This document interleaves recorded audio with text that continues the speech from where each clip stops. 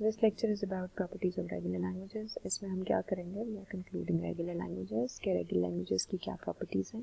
अगर आपके पास एक regular language है A star, तो कौन से operations हैं जो कि उसके ऊपर perform किए जा सकते हैं. आपके पास multiple languages हैं जो कि regular हैं, तो कौन से operations उनके ऊपर perform किए जा सकते हैं, and will still stay among regular languages. So let's look at a few of those. The operations we will look at are these: union, concatenation, star, reversal, complement and intersection.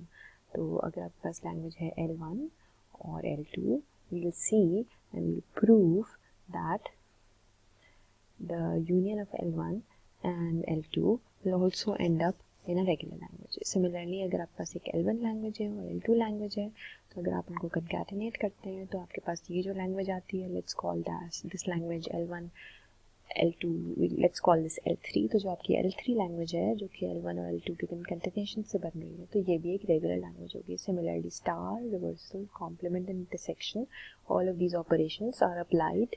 If applied on regular languages, we get new regular languages. जैसे कि अगर आप इसको आप ऐसे समझ लो कि अगर आप दो इंटीजर्स को ऐड करते हो, you get a integer. So अगर आप दो regular languages का union लेते हो, you get a regular language. So this is what we are going to prove, and we are going to prove this using NFAs and DFAs. So before that, आप NFAs and DFAs क्यों prove कर रहे हैं? इसलिए क्योंकि अगर एक language regular है तो उसका NFA बन सकता है, उसका DFA बन सकता है, उसका रेगुलर एक्सप्रेशन बन सकता है. तो अगर किसी लैंग्वेज का NFA बन रहा है तो इसका मतलब है कि वो रेगुलर लैंग्वेज है. तो हम क्या करेंगे कि हम दिखाएंगे कि अगर L1 का NFA बन रहा है और L2 का NFA बन रहा है, तो उन दो NFAs को यूज़ करके हम इस लैंग्वेज का NFA भी बना सकते हैं. तो अगर क्योंकि L1 यूनियन L2 का NFA बन रहा है, इसका मतलब है कि L1 union L2 regular language है. इसके लिए हम ये ट्रांसफॉर्मेशन यूज़ करेंगे, और ये ट्रांसफॉर्मेशन ये है कि आपके पास अगर मल्टीपल फाइनल स्टेट्स हैं तो आप उनको कंबाइन करें और वन एक्सेप्ट स्टेट बना दें. दो एक्सेप्ट स्टेट्स को या तीन या चार या पांच एक्सेप्ट स्टेट्स को आप एक एक्सेप्ट स्टेट में कन्वर्ट करें थ्रू लैम्डा ट्रांजिशंस. आपके पास ये दो एक्सेप्ट स्टेट्स हैं, आप इन दोनों को नॉन एक्सेप्टिंग स्टेट्स बनाएं, एक एक्सेप्ट स्टेट बनाएं और लैम्डा ट्रांजिशंस के थ्रू इस स्टेट से आप फाइनल स्टेट तक चले जाएं. सो अब होगा ये कि जो स्ट्रिंग यहाँ एंड करी थी, अगर जो भी स्ट्रिंग यहाँ एंड करती है वो लेमडा लेके, क्योंकि किसी भी स्ट्रिंग का पार्ट किसी भी पॉइंट पे लेमडा हो सकता है, तो वो लेमडा ट्रांजिशन लेके फाइनल स्टेट पे आ सकती है. सो आप ये प्रोसीजर यूज़ करेंगे और हम प्रूव करेंगे कि ये ऑपरेशंस रेगुलर लैंग्वेजेस पे अप्लाई होते हैं.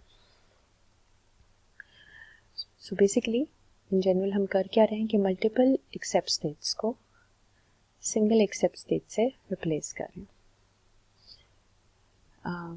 This is an extreme case कि अगर आपके पास एक्सेप्टिंग स्टेट नहीं है तो आप एक्सेप्टिंग स्टेट के साथ lambda transitions के थ्रू ज्वाइन नहीं करेंगे. सो this won't really be used, but this is an option.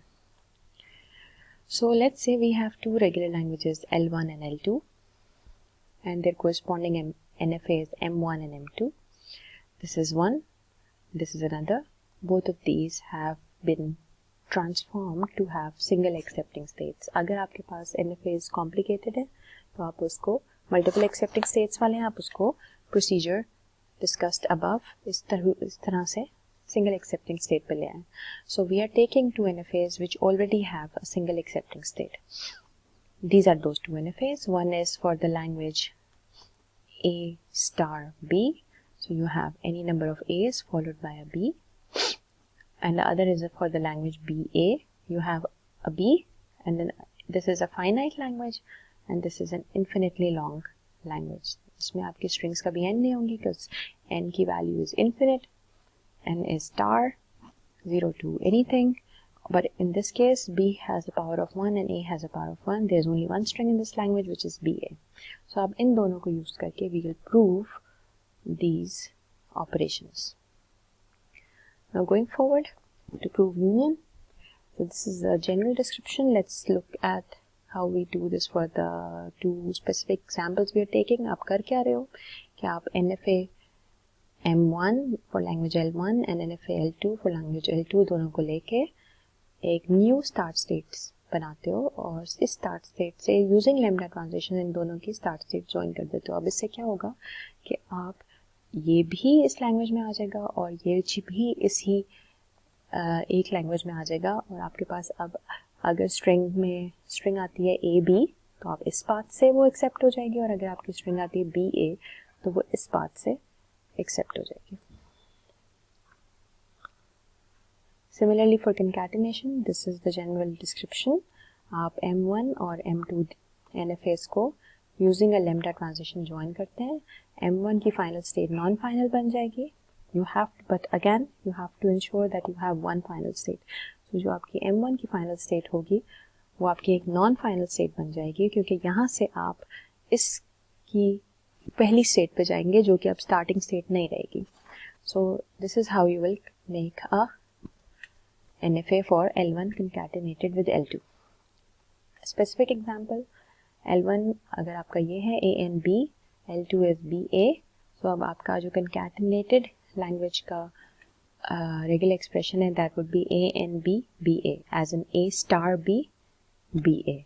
शुरू में आपके पास any number of A's आ सकते हैं, फिर you have to have double B and then followed by an A. So this would be the language for the concatenated language. So इसका NFA ये बनेगा. NFA would be you have this NFA for L1. इसकी final state non-final हो जाएगी. Lambda के through आप इसकी start state के साथ join कर लेंगे. ये start state non-start state बन जाएगी, एक intermediary state बन जाएगी और आपका final state ये वाली final state होगी. So this is how you. So since NFA बन जाता है L1 L2 का, इसलिए L1 L2 would be a regular language. Similarly, star operation, let's look a specific example. Again, ये अगर आपका language है A star B, आपने इसका whole star लेना है, तो आपकी language कुछ इस तरह से बनेगी. आप इसका क्या करोगे? ये इसका general procedure है. For the specific example, the procedure is that what you do is, this is your NFA with the start state, with the new start state. This is your NFA with a new start state and a new final state. आप start state एक नई बनाते हो, lambda से इस state से join कर देते हो, final state को non-final करके एक नई lambda state से आप final state पे ले जाते हो. अगर आपके पास multiple final states हैं, सबके लिए आप ये करेंगे. उसके बाद आपने चूंकि इसका whole star लेना है, इसका मतलब है कि आप यहाँ से वापस इधर आ सकते हैं. तो इस final state से आप lambda के थ्रू वापस start state पे आ सकते हैं. और क्योंकि ये whole star है, ये पूरा expression lambda हो सकता है, तो आप start state से lambda के थ्रू final state पे आ सकते हैं. So this is how you show, since this is an NFA, so if you have a language L1, you take the whole star, the resultant languages will also be regular language. So this is the part 1 for properties of regular expressions, properties of regular language. We'll continue with part 2. Please watch the other part for the remaining operations. We are in this lecture, in this video, we are done with union, concatenation and star.